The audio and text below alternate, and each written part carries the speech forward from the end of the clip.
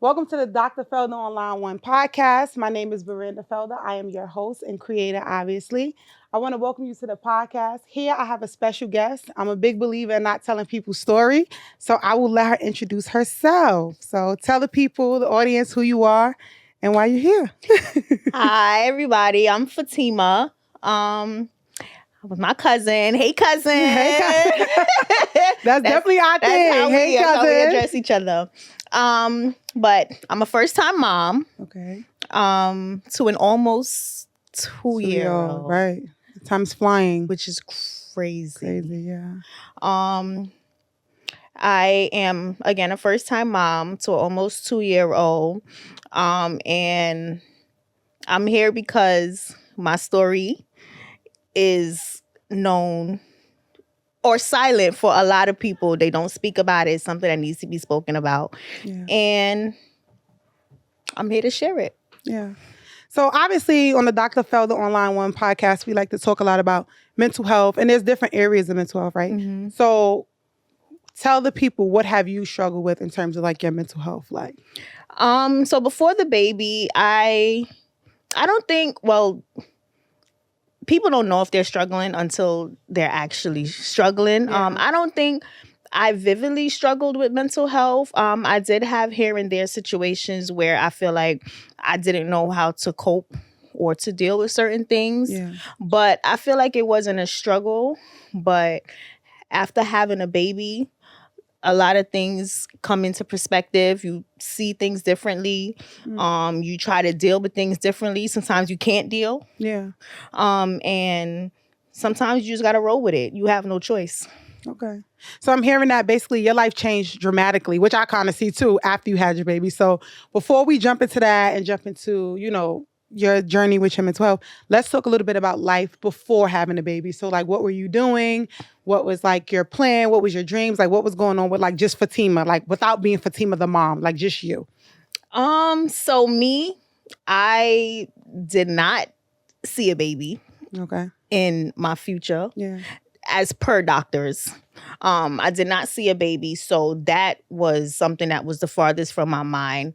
I was working, I was having fun, I was enjoying myself, I was able to go places, travel, I was able to buy myself whatever I wanted to, whenever I wanted to. I could be out and about, and I didn't have to worry about another person. This sounds like my life now. Yeah. This sounds like my life. Yeah. I didn't have to worry about another person. I didn't have to worry about a babysitter. Yeah. I was just like, where we going? Out? Okay, I'm there. Yeah.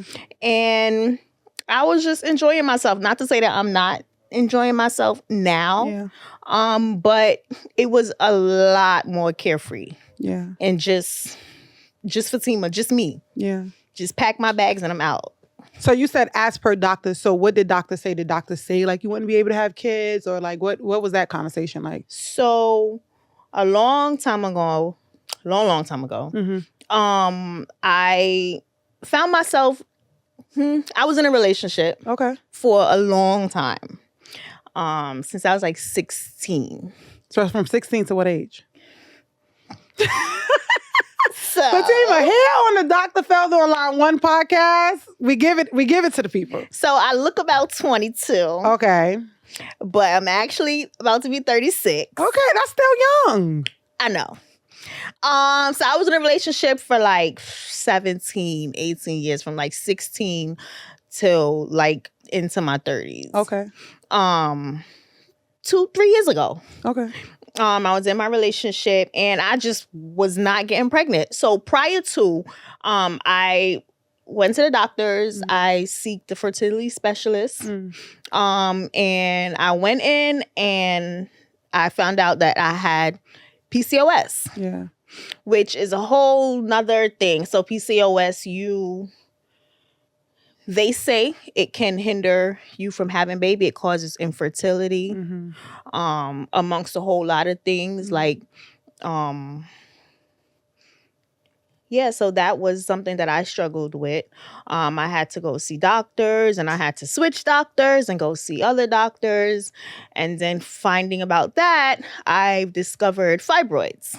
So what are so you're going to the doctors, and I feel like this is important extremely for Black women, because we go to these doctors and they tell us, they throw all these terms at us and they say this and this is what you're going through, but they never really like explain it, or we never really hear about the symptoms. So you find that you have fibroids and PCOS. What are some of the symptoms that you experience? So when you're finding out about these things, right? You go to the doctor, they do sonograms. You find out that you might have polyps on your ovaries or growths on your ovaries that causes irregular periods. Yeah. Some people gain weight. Some people can lose weight. I heard some people could like hair loss. And some people can suffer with hair loss. Yeah. Some people, like I said, gain weight, lose weight, irregular periods. Some people suffer with really, really bad acne. Infertility is a huge thing. And it's crazy because it's becoming a thing in the Black community. Yeah. African American women. Yeah. African American women, and fibroids also. Yeah.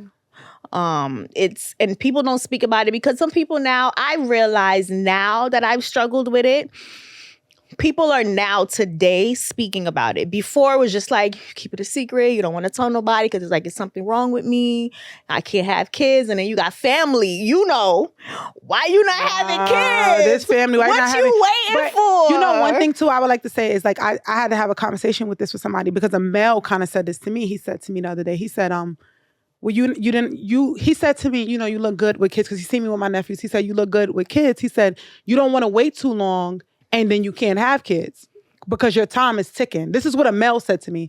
And I thought to him, I said, that's a little insensitive. Don't say that to people because, this is somebody he don't even know. He don't even know what if I can't have kids and you saying that crush me? You get what I'm saying? Like, and I said to him, I said, you never want to say that to a woman because you never know what she's going through. And we're not close enough for him to know if I can or can't.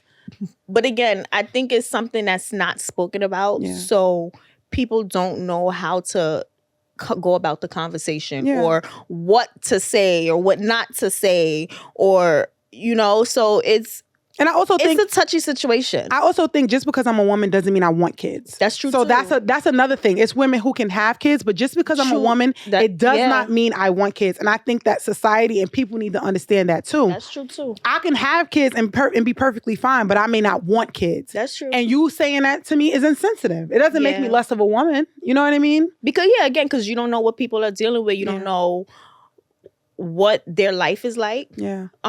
Maybe they want kids, but their life doesn't permit them to have them. Yeah.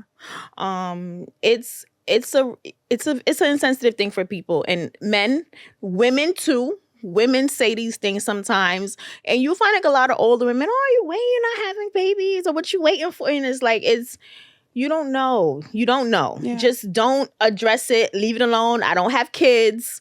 Or I'm okay, like for me, I'm okay with asking me my situation. Like asking me like, hey, I noticed you really didn't have kids. I was just wondering, do you plan on having kids? I don't think that's offensive because you're asking me. But when you say you're waiting too long or your time is ticking, that pisses me off. Yeah. Because who said? Mm-hmm. Who said when my time is? What if what if I decide to have 2 kids at 37? That's crazy. That's crazy, but it's women who are doing it. I seen somewhere a woman just had a baby at 39. That's crazy. Listen. It's happening. It's happening. It is. And it's a thing. So that's something. Watch what you say to people because you don't know what they're dealing with. And that can trigger mental health issues. So you go to the doctor, they tell you this. Yes. So I went to the doctor, sonogram, polyps. I was having irregular periods. Mm-hmm. So that was my number one symptom. Okay. It was nothing else. It was just irregular periods. Sometimes I would have a period this month and I won't have a period for the next 2 months. Mm. Then if it do come, it might come like a day and it go away. So that was a thing for me. Fibroids came a thing after me going to see my fertility specialist. where I did another sonogram years later. And I guess because I got older now, because these things tend to grow as you get older. As you get older. So as of recent, recent before Gigi, I had the sonogram, found out that I have these fibroids. These fibroids were not small. Okay. So that can also that is also prevention for infertility. So they said to me, you wouldn't be able to either one, have a kid, or two, you wouldn't be able to conceive naturally. So now in this point in your life, like you said before, you weren't really thinking about kids. You didn't really want kids. So when the doctors tell you this, how are you feeling? I was sad because, my sister had her kid. Mm-hmm. My cousin had her kid. Everybody having kids. Mm-hmm. And it's like, that's something that I wanted. I go, Fatima, you will be a great mom. I know, right? I'd be a great mom. And it's just something that I wanted. But then it was just something that I had to get into my mind, like, Fatima, it's not for you. Yeah. So it's okay. I was the rich auntie, the cute auntie. Come and say, I was you. I was you. That's true. I was you. Okay. I was you 2 years ago. Yeah. Come in, play with the kids, and it was all right. It's time to go. Right. Okay. All right. That's fair. See y'all soon. Yeah. So that was something that I had to deal with. So then, you're with your partner. So I just want to be clear. So you said you and this partner that you was with during this time, you guys are not together? No. Okay, cool. So you guys break up. Mm-hmm. What happens next for you? We broke up, and I was just enjoying myself. I was just enjoying myself. I was doing me. I was having fun. I was going out. Because again, I was in a relationship, so I was a lot more chill. I had my relationship or whatever. So after that, I was just enjoying myself. I was going out, meeting people, going places, and met someone new. Met someone. Okay. Well, no, because I knew this person. Okay. Funny story. I knew this person since we were like 8. Okay. So y'all had history. Yeah. So did you do what they call it? Did you double back, or y'all never dated? No, it was never a double back situation. Okay. Our parents, Fulton Street story. Okay. Our parents, my mom owned a hair salon. Mm-hmm. His father owned a record shop. Because they're Jamaican. They owned a record shop on the same block on Fulton Street. The block Biggie lived on? Yeah. Right. That's where it was. Right on Fulton. No, she's from Brooklyn. She got to make it known. If anybody knows, right there. We was right there since 8. Yeah. And my mom closed down her shop. Mm-hmm. I left. So that happened. So it was a year's split. Yeah. I didn't speak to him for long. So I had him on social media, but it was never like a hey, what's up? Or whatever. And then what happened?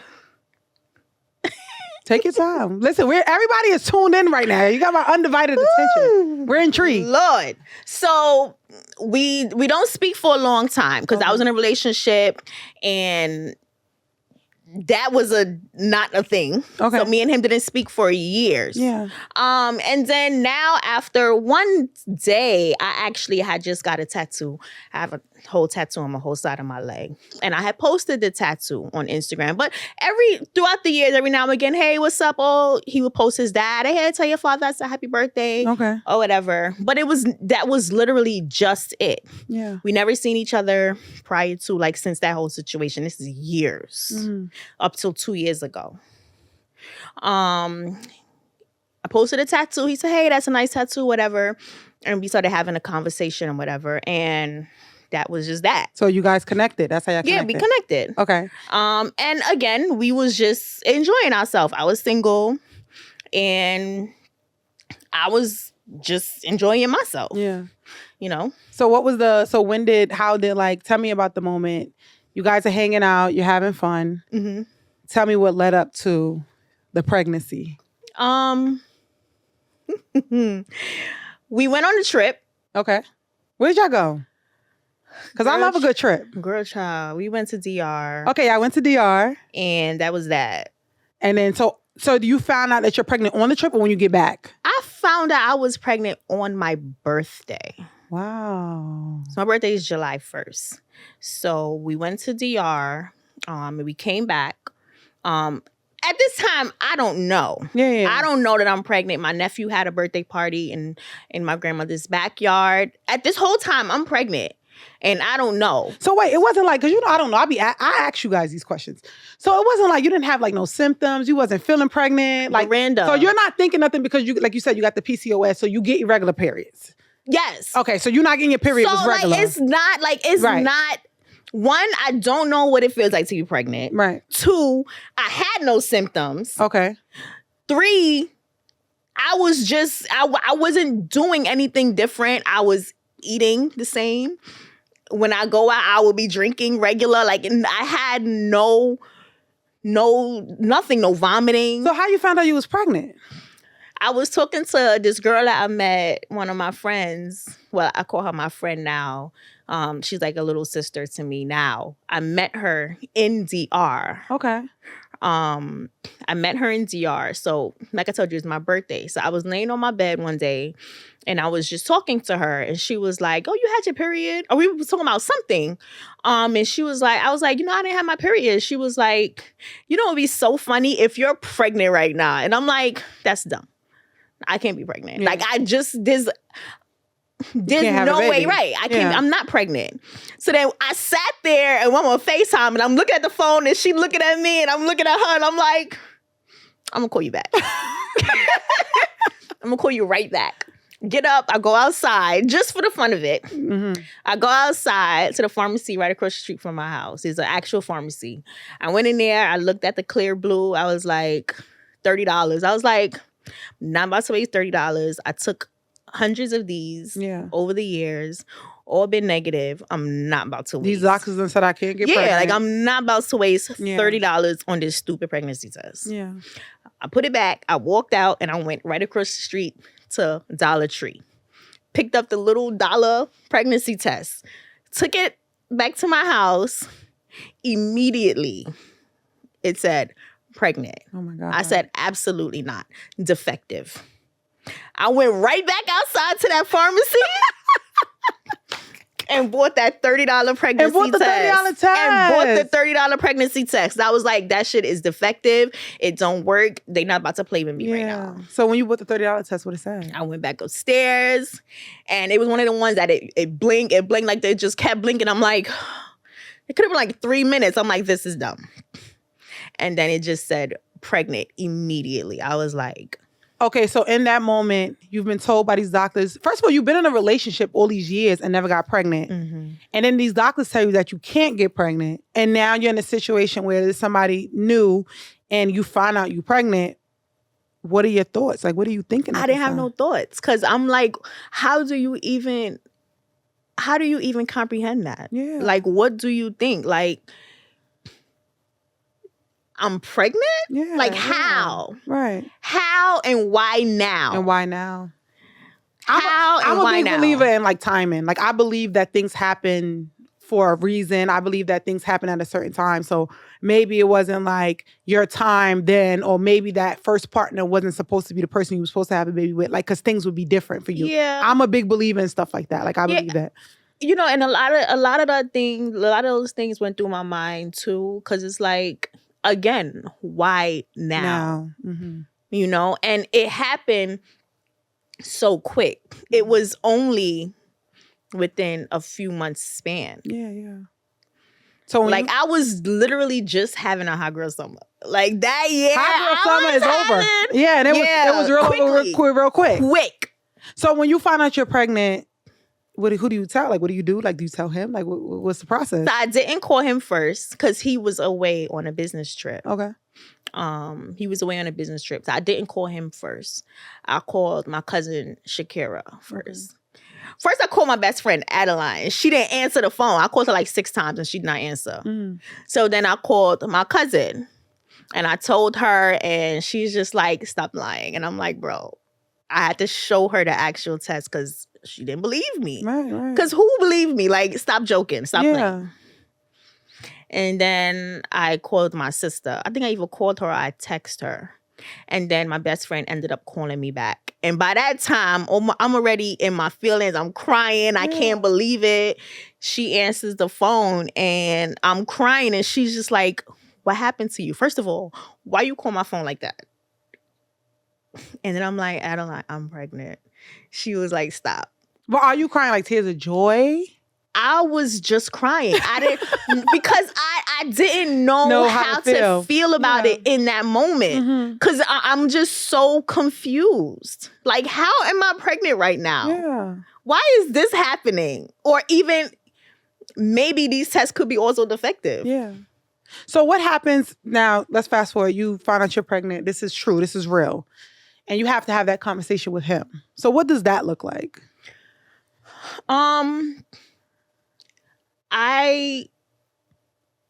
So the relationship that we've had in that span of time, like, it was a great dynamic. Yeah. Like, it was a really good relationship. So I didn't feel like no negativity, like, in my heart. Like, if I tell him this is gonna be like a bad thing, or I wasn't expecting like a negative reaction. I was expecting a confused reaction, that I can say, because he also knew you cannot get pregnant. You can't have a kid, yeah. So it's like, how is that conversation gonna look after that? Because now, after the whole situation, you can sit and think about it. Like, to anybody, really and truly, it would be like a hard thing for him to accept too, because it's like, you said you could not get pregnant. So it might feel like a little bit like you kind of deceived me, or like I could have lied. Yeah, like you told me one thing, but you did another. And I get it. Like, now, after the whole everything happened, I completely get that, because it's like, bro, the doctor lied to me too.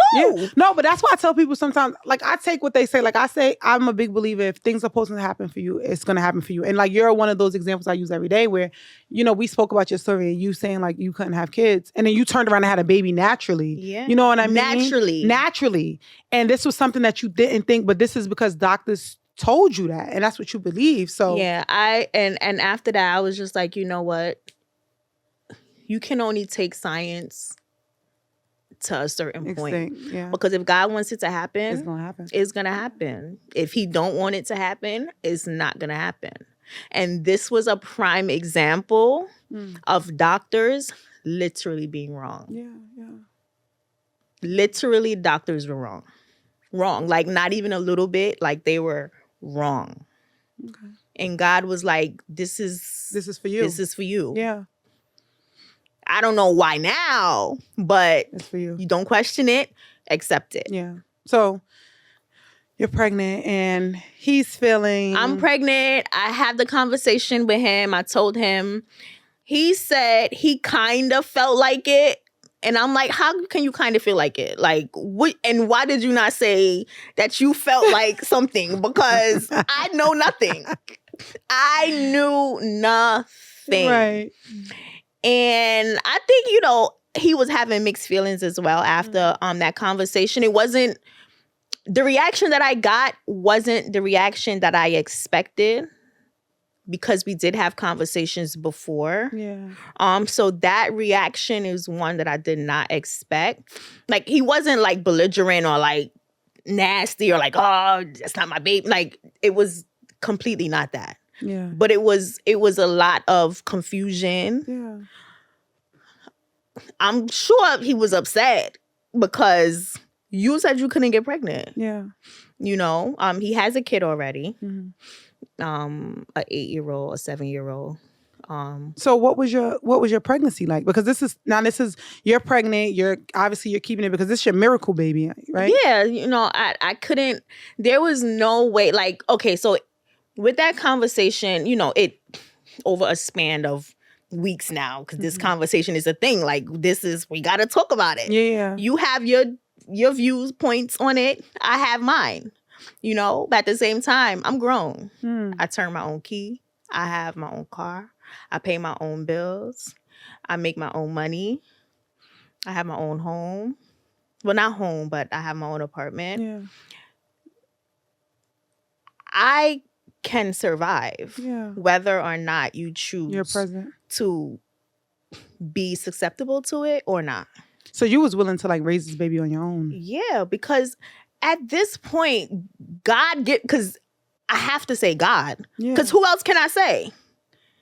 God giving me this, and how can I?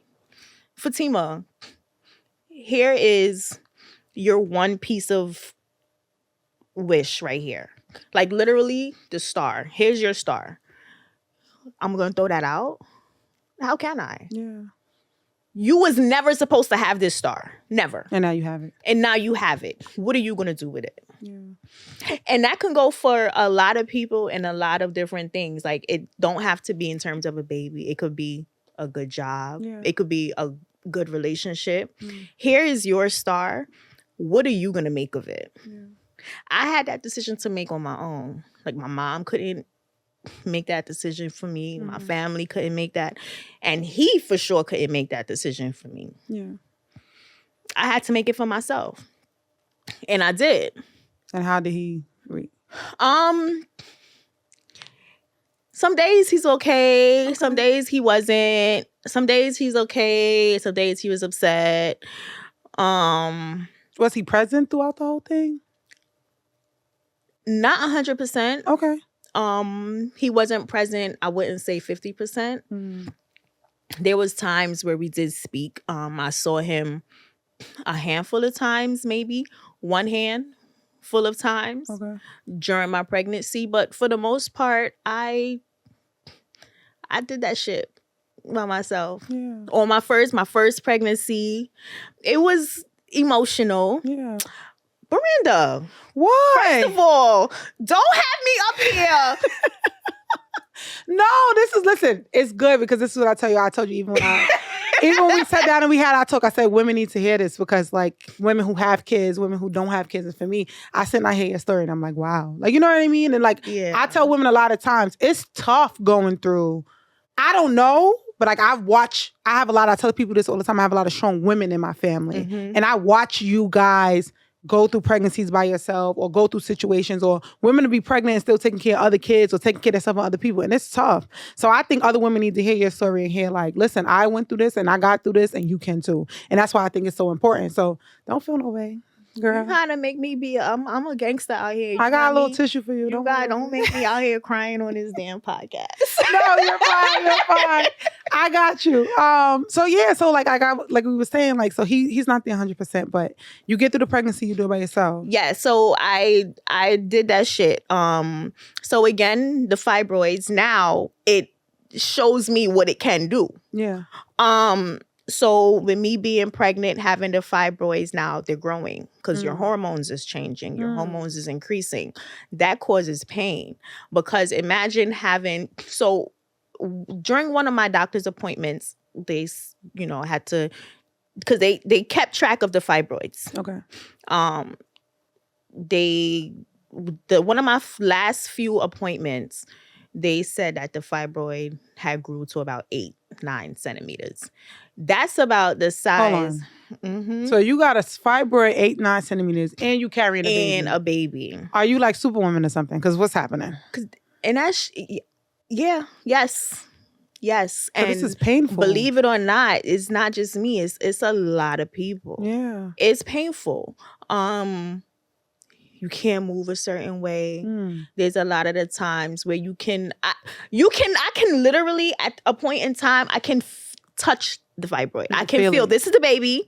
This right here is the fibroid. Wow. So they were competing for space. Yeah. They were literally competing for space. And it was uncomfortable. I had a good pregnancy. I would not say that. I wouldn't say anything negative about it. I had, for the brunt of it, I had a great pregnancy. Yeah. Emotionally, it was tough. Okay. Physically, I had a good pregnancy. Taking account to a few little episodes where I ended up in the hospital, pain. I thought I was in labor a few times. Lying. Had us thinking you was going in and you wasn't. I thought I was in labor a few times. It wasn't. But before I even get to that, I had no symptoms. I I had no Morning sickness. None. That's how I did not know I was pregnant. I did not, Brenda, not one day I vomit. I had no morning sickness. I had no excessive, well, towards the end, weight gain. Mm-hmm. I had no cravings. So I could not even imagine, like, how did you not know you was pregnant? Girl, I did not know. You didn't have no symptoms. I Okay. didn't have no symptoms. So you go through this, you have this pregnancy, you have this good pregnancy. Baby father's iffy. He's there sometimes or whatever. Baby shower. Not there, not present. Not there. Bomb baby shower. Gigi comes. Gigi's here. Your life changes. Yeah. So towards the very, very, very, very end of my pregnancy, this is after the baby shower and everything. I had the baby shower probably 3 weeks, which people thought I was crazy for it, before my due date. He called me. So at this point in time, like, up till that, we didn't speak for like a month or two. Okay. So we didn't speak. Just one day randomly after the baby shower, he called me. I thought it was a butt dial because I'm like, Yeah. Okay. you know, at this point, I'm like, Whatever. I answered. And he's like, hey. And I'm like, Hey. and then I just want to apologize for how I acted, blah, blah, blah. Like a full-blown apology. Okay. And I couldn't be gangsta me because I'm in my feelings already. I'm mad pregnant. Hormones is off the chart. Right. So I took the apology. Okay. I think which a lot of people probably would in that state of mind. Yeah. I did. And after that, he was present. Doctor appointment. He came around, helped me put up the crib. We went shopping. He was there. Okay. I went to one of my doctor's appointments, and the doctor was like, how much you weigh? Go straight to the hospital right now. I'm like, to do what? She's like, to have the baby. Yeah. I said, today? I didn't plan to have a baby But today. he's there. He's there with you.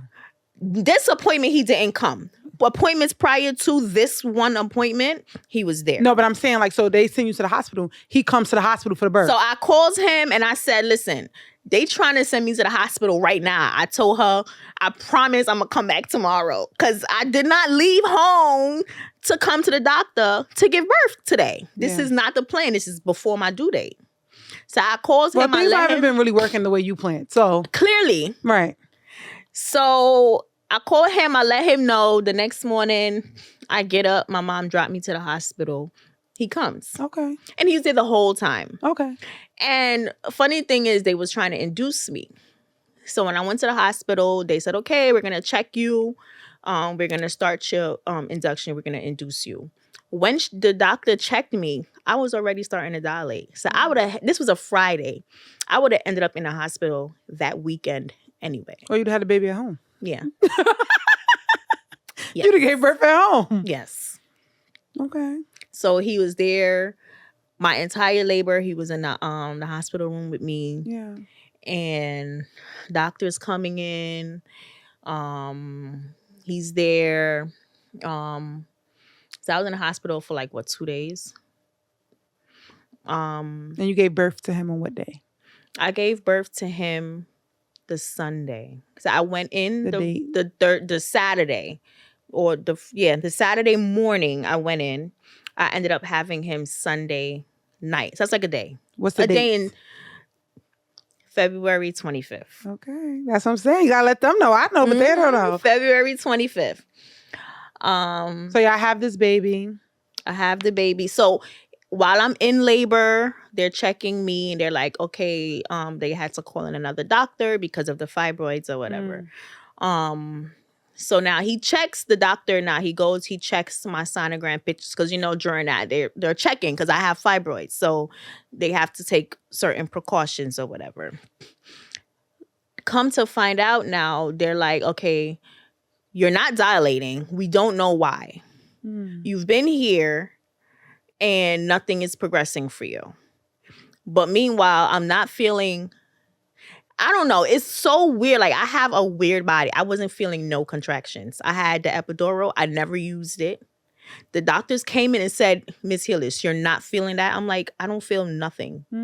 Meanwhile, she's looking at my chart. You're having a contraction right now. You don't feel that. Wow, I'm like, I want that kind of labor.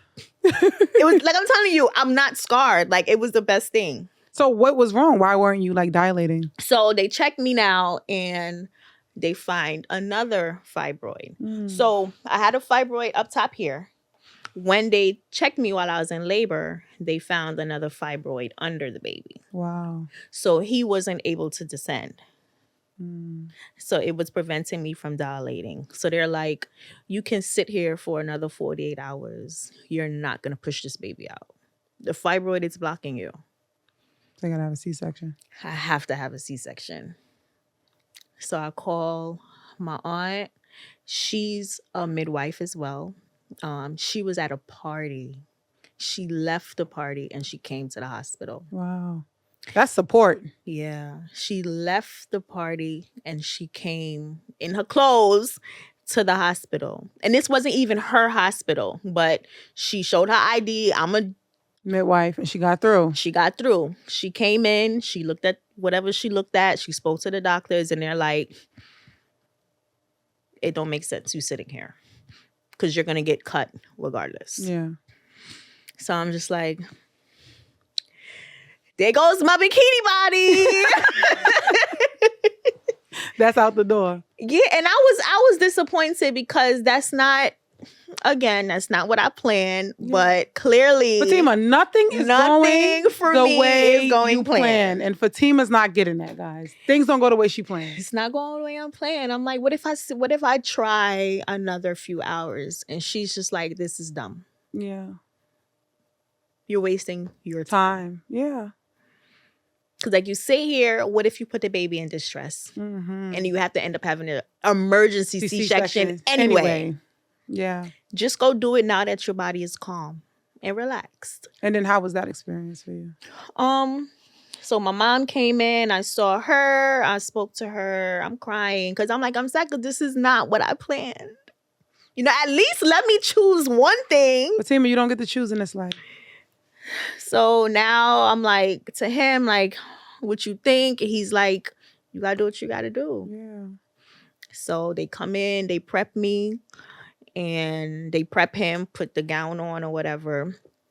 The anesthesiologists come in to administer the whatever, to put me, I didn't go to sleep, put me to sleep. I was awake. Yeah. I was awake. I felt the pulling, the tugging. I didn't feel no cuts or anything, but I felt pressure. I feel them pulling and pulling him out and shit. And when they pulled the baby out, I didn't hear him, but from his dad's face, I knew he was out. And then I felt all of the pulling stop. I heard the doctor say, I heard this shit loud and clear. He said, you would have never been able to push this baby out. Anyway. Why? He was huge. I knew you were going to say that. No, you do have a big kid, though. He was huge. He said, no, you're too small for this baby. Yeah. My stomach was mad big. Yeah.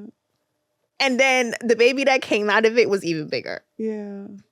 He said you would have never been able to push this baby out. But you see him for the first time. And like, what are your thoughts? They brought him over to me. I didn't hear him because he was crying really. His cry was so low. I didn't hear him. They brought the baby over and he was just so cute. He was cute. He's a little light-skinned baby. I don't know how. Right. But he was like, I guess he had to get color. Okay. But it felt like it wasn't long. I felt like I was there for like 15 minutes. Yeah. I was there for over an hour though. But it felt like 15 minutes. It felt quick. 15 minutes. Yeah, it felt quick. So let's fast forward a little bit. So now you have your baby. Y'all go home. Are you home the first couple of days? Like, is the father there? I was in the hospital for a week. That's longer than usual. Yeah. Because my blood count was low. I'm anemic. Okay. Fatima, you got a lot going on. I know, man. I just need a new me. I just need a new everything. I love this you, though. I was anemic, so I had to. My blood count was low, so of course they had to build that before I leave and whatever. I was up and walking the next day after that surgery. Yeah. I was up and walking the next day. The baby was in the room with me. His dad was there. He came. He was back and forth. They released me. I went to my aunt's house because I live on the 4th floor in my apartment building. No elevator. No way I could have walked up them stairs. Yeah. Especially with a baby and especially with that cut. I couldn't do it. My grandmother, she lives in a house. The stairs is right there.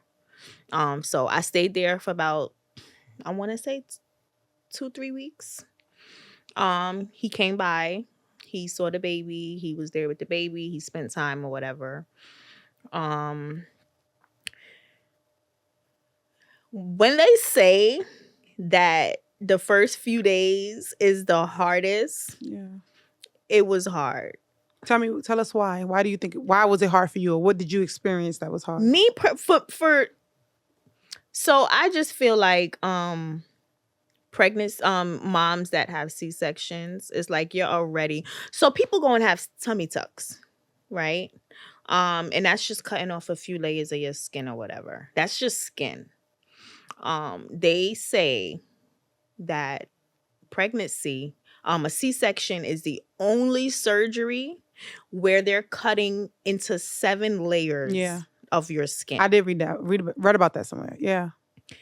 And imagine having to go through that surgery, have to be up walking the next day. Because you're going to get a tummy tuck. You're not moving for the next few days. And that's just your top layer of your body. Right. They cut into me. And you had to be up and moving. I had to be up and moving the next day. Mm-hmm. Lifting a baby my baby size. Mm-hmm. And just momming, like just completely into mom mode with that cut is, I don't even want to say crazy because I did it, but is next level. Yeah. Next level, like strength you gotta have. Yeah, it's next level. Mm. That plays a lot too mentally. Yeah. Because it's like I just don't want to do it no more. Yeah.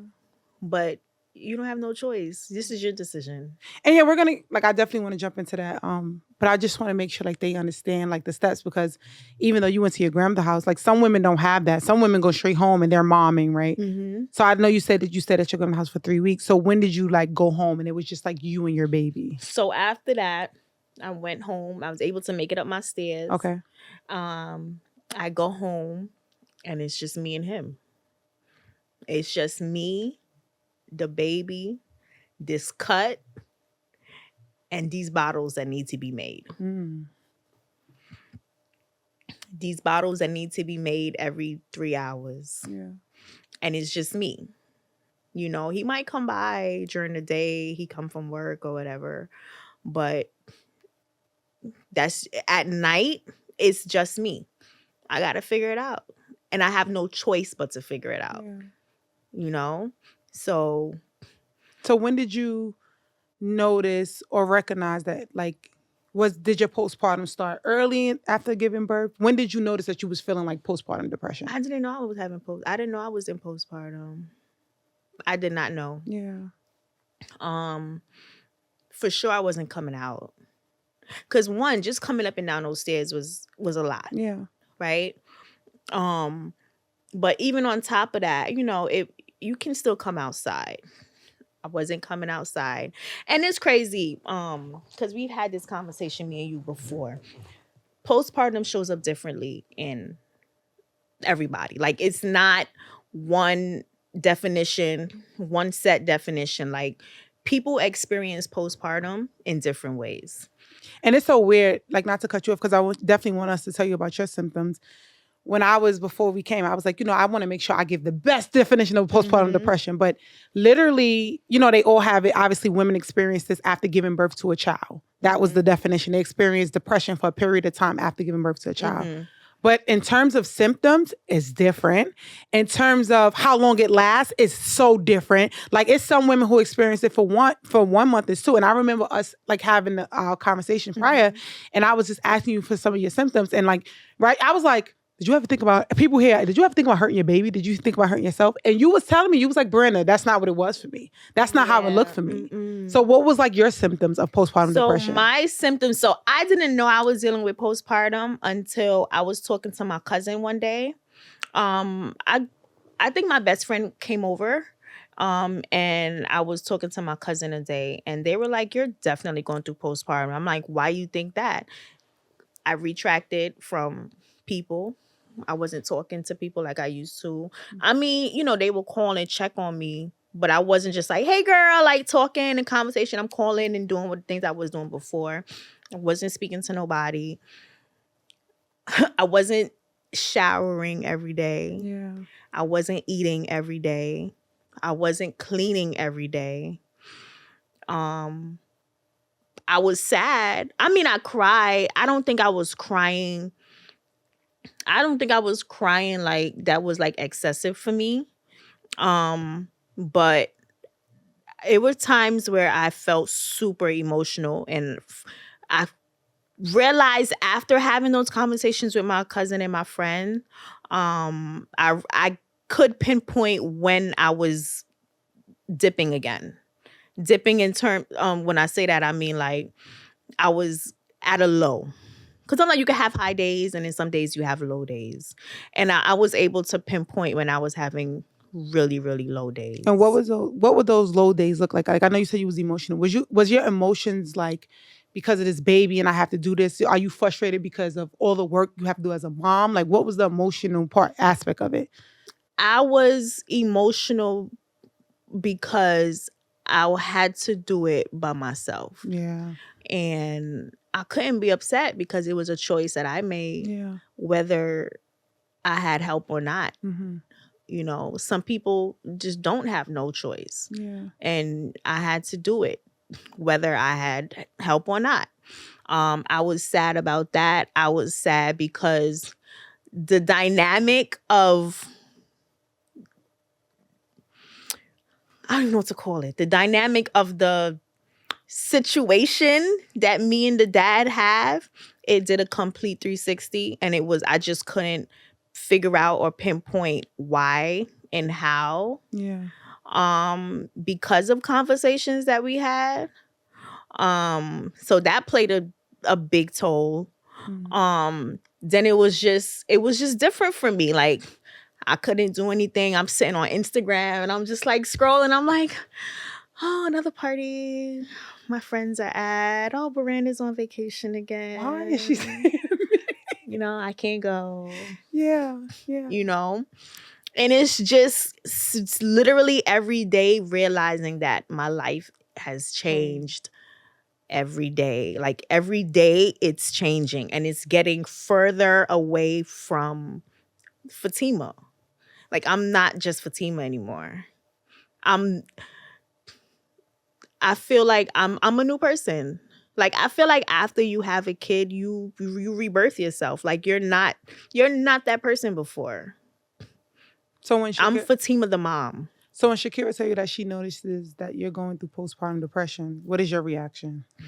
I was like, no, because I don't want to hurt the baby. Like, right. When you have postpartum depression, like, you hear people hurting the baby or have thoughts of hurting the baby. And my best friend, that's my therapist. I call her my therapist because she give me answers for everything. And she's like, no, like, that's not the answer for everything, for everybody's depression. It's different. You know, what you're dealing with is you're neglecting yourself. Yeah.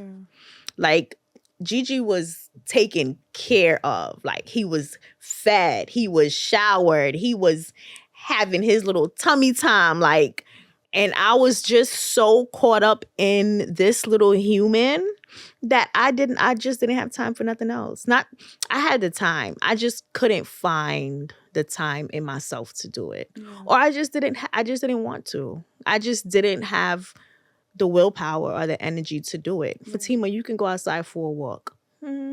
I might not. Did you eat today? I'm not really hungry. You know.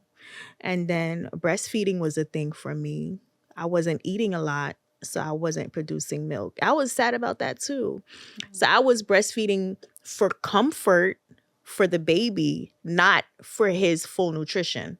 So when, he's fed and he wouldn't stop crying, it's like, all right, I will breastfeed you. Because he's not getting anything, but it's just, I need 10 minutes. And the only 10 minutes I'm going to get is if I'm breastfeeding.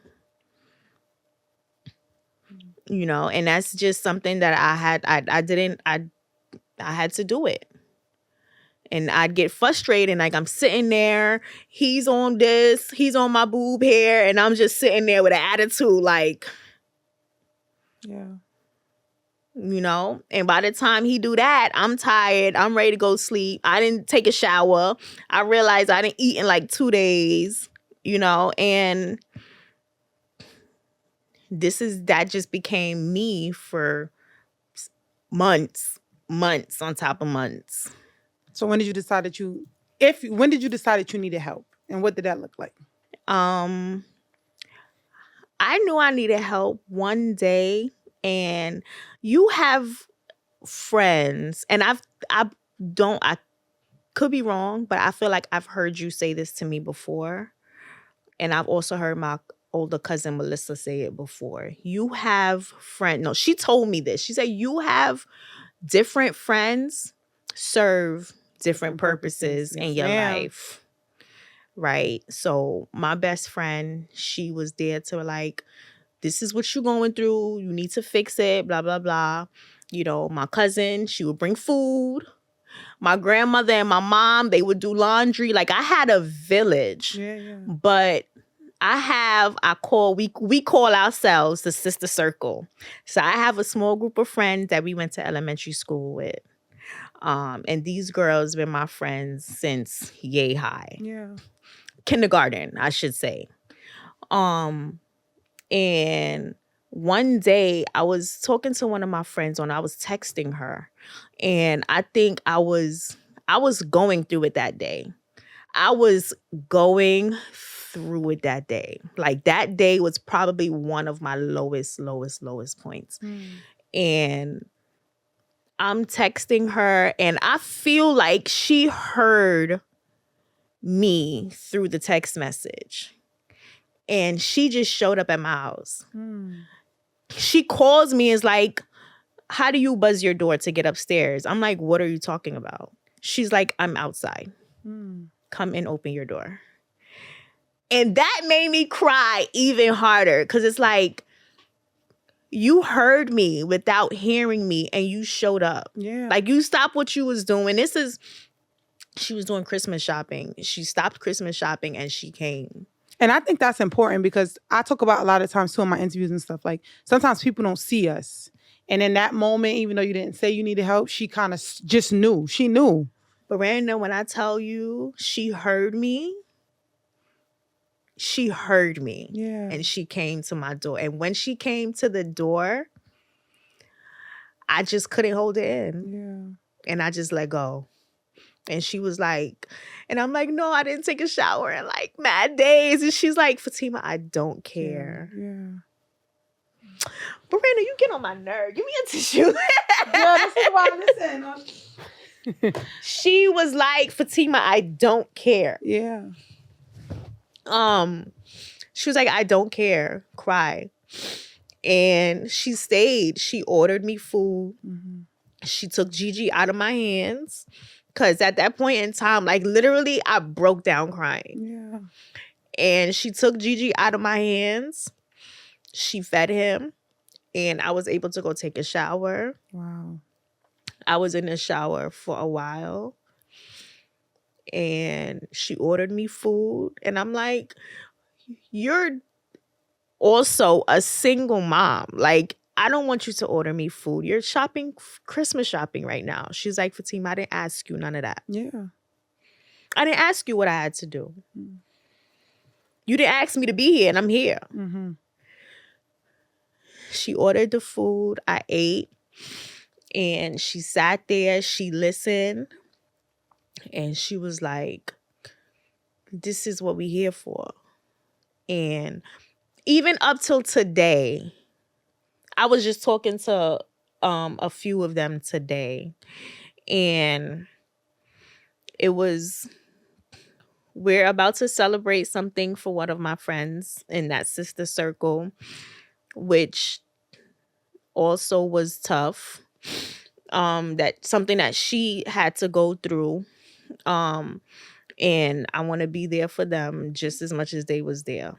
The importance of friends and support. You need some strong friends. And it sounds like you have that.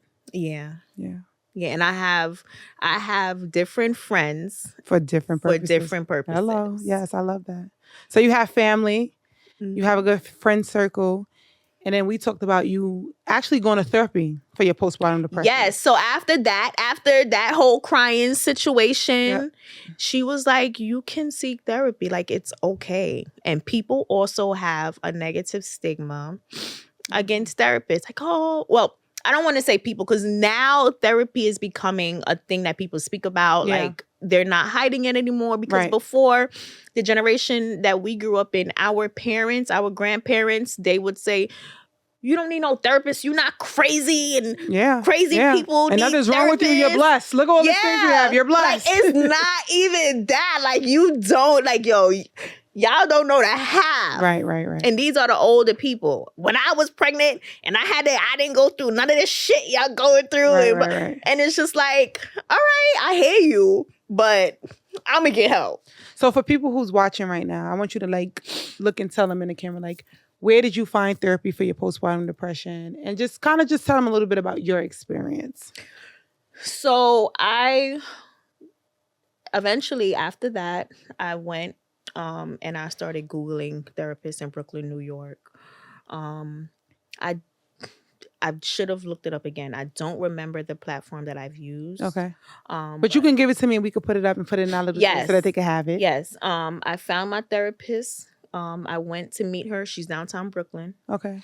I went to the office. Does race and gender matter when it comes to choosing a therapist?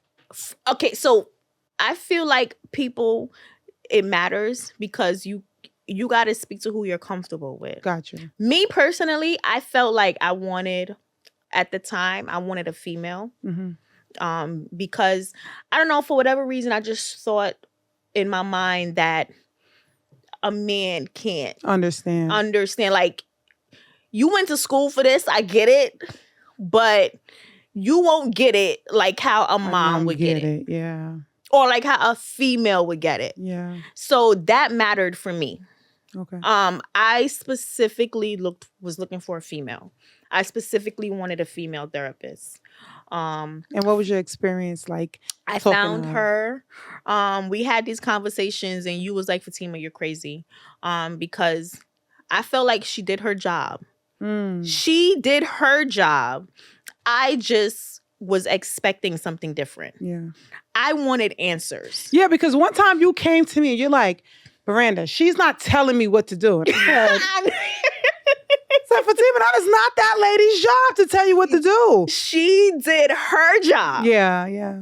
I tell people all the time, I watch this show, I'm into like these doctor shows. I watch the show called New Amsterdam, and it's a therapist. He's on it. And he says in it, he said, my job as a therapist, I don't fix people. He said, I give you the tools to survive every day. Yeah. And I was like, that is the perfect definition of what we do, what therapists do. And that's why when you came to me, I said, you're crazy. That's not that lady's job to tell you what to do with your life. And she said the same thing. And she was so down to earth with me. She said the same thing. She was like, that's not my job. Yeah. You're looking for the answers that you have. Yes, you do. You have them. Oh, wow. You know your answers. She said, you know what you're supposed to be doing. Mm-hmm. You know what to do. Mm-hmm. You just refuse to stick to your boundaries. I have a hard time. I can make all the boundaries in the world. Mm-hmm. I have a hard time. Don't make that face. Listen, girl, we started sitting here talking about boundaries. We'll be here all day. It'll be a whole nother episode. No. I have a hard time sticking to my boundaries. And that is what she said to me. She said, you know your answers. Yeah. You know what to do. She said, all I do is sit here and ask you all the questions and you give all of the answers that you need. Right. I'm like, I feel you, but I don't feel you. Because this is not why I'm calling you. But hold on, did Did it help you through your postpartum depression, though? No, because she did not give me the answers I was looking for. Fatima, you just said she did her job. Yeah, but that's not what I was looking for. Fatima, it helped. It helped. I stopped reaching out. You stopped going to therapy? I stopped. Why do you think you stopped?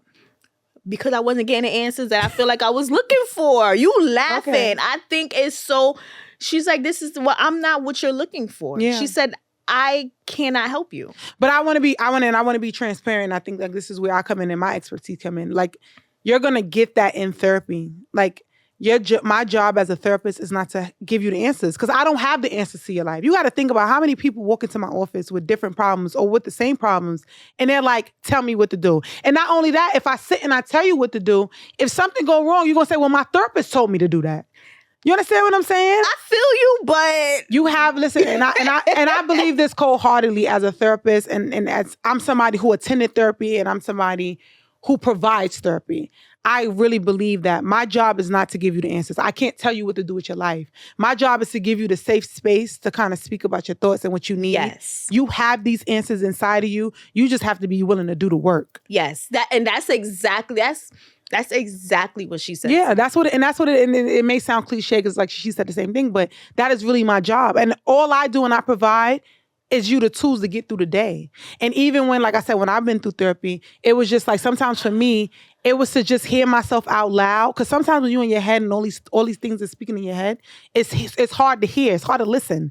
But when I go say it to a therapist, I'm like, wow, does that really make sense, Miranda? I'm checking myself. She's a neutral space for you to kind of get through it, but you have these answers. And I would encourage you, I'm a big therapist. I believe in therapy, child, but I encourage you to like seek somebody, and maybe she wasn't the person. Maybe you need an African-American, therapist. Maybe in the space that you in now, maybe you've outgrown her and you need somebody else. Yes. And that's okay too. But I definitely think it's someone for you. I know right now I am in the process of seeking. Again, she did her job. She did exactly what she was supposed to do. And what you needed then. And what I needed at that moment. Yeah.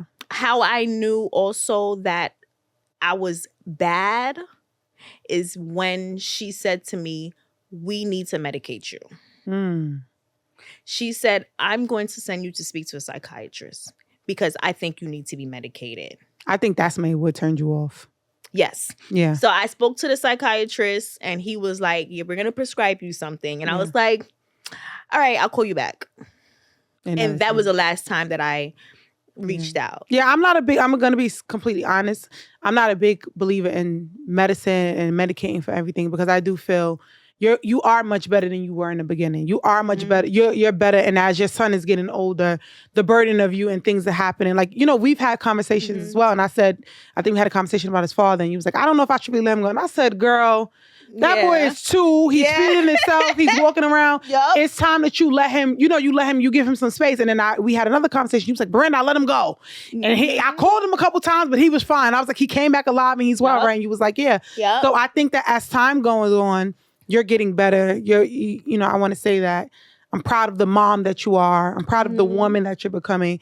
Even though you're not the hot girl no more, you can't roll with me all the time. I'm team of the mom now. Right. Like you take your breaks, and you give your breaks, and you give yourself grace. Like you let him go with other people. Yeah. You let him go today to be here tonight. And you're giving him his space, and you're growing not only as a woman, but as a mom. And I think that's something to be proud of. Like I said in the beginning, I feel like I'm a different person. Yeah. Like I'm Fatima the mom. Like I see things differently. Like today, everything today needs to be intentional. Because it's just not me no more. Yeah. You cannot play with me because if you playing with me, I feel like you effing up my mental space. Yeah. Because now I have to go home and deal with my 2-year-old. Yeah. And you not about to make me go home to him upset or sad or depressed. Anything negative. It needs to be intentional. Yeah. If it's not intentional, I'll talk to you later. I love that. And this goes for anybody, any situation. Yeah. Talk about boundaries. I feel like I really am getting better at setting these boundaries and sticking to them. I do believe I need to work a little bit harder. You're going to get there. But I am in a better space. I am in a better place than I was a year ago. I love that. For sure. So this part of the segment, before we close out, we have something on the podcast. It's called Dear Younger Self. So at this part of the segment, I want you to look into the camera and as if you're talking to your younger self.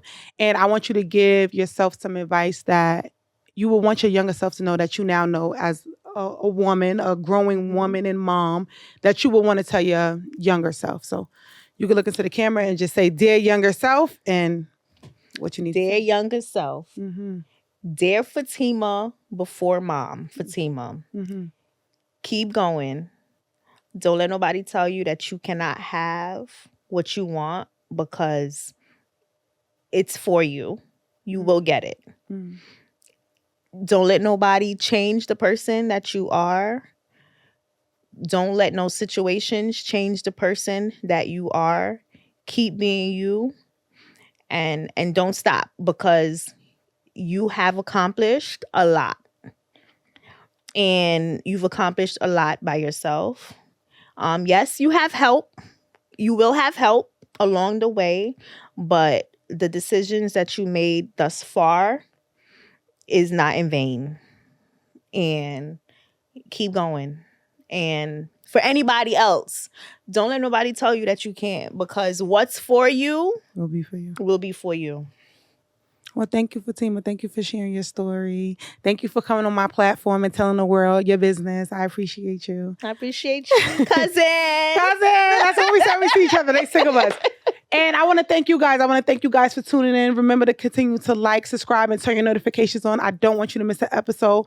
There will be resources regarding postpartum and ways that you can seek therapy surrounding around postpartum in the comment and bio. So make sure you like, you subscribe, and keep following. Once again, my name is Veranda Felder, also known as Dr. Felder, and this is the Dr. Felder on Line One podcast. Thank you for tuning in. Hold on. This is the first episode. That's supposed to be out. And, Go ahead. Oh, I want to say I am so happy for you. Oh! First of all, my cousin is a doctor. Girl. My cousin is a doctor, like a real one, like not one of these. Fake a one, real one with degrees. And I'm so proud of you. Oh, thank you. I'm so happy for you. Thank you. You really are one of the ones who believe in my dream and be like, yeah, I'm there. So I appreciate you coming. And this is, like you said, this is a dream. This is my dream. So this is a dream come true. So you being here really means a lot. I appreciate it. And keep going. Keep going. And y'all keep going. All right, we out.